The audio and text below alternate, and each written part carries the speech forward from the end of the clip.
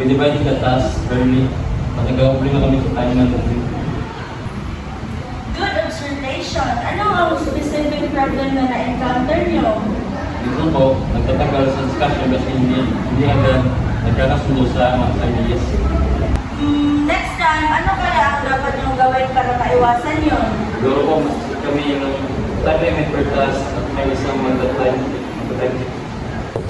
That was a smart strategy. What do you think, class? Yes, ma'am. Oo nga po, magandang idea yun.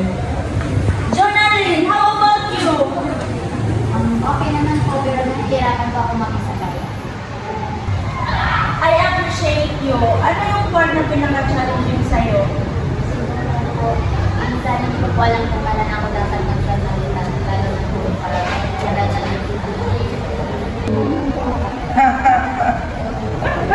Ma'am, si Jisa po kasi tahimik lang.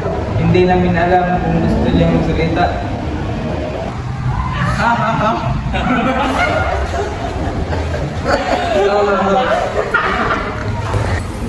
That's a good point, RJ. Pero, tandaan natin, hindi ibig sabihin na tahimik ang isang tao, wala na siyang magandang ideas. Communication is just about talking. It's also about listening and making space for others.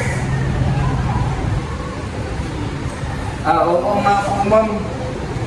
Sorry, Jisa. Sa susunod na tanongin kita. Okay lang, RP. That was a dynamic communication. Hindi lang ito basta pagsasalita, kundi pakikinig at pag-a-adjust para sa isa't isa. Effective communication help us work better as a team. Ma'am. Okay, class. Next time, let's apply what we learned.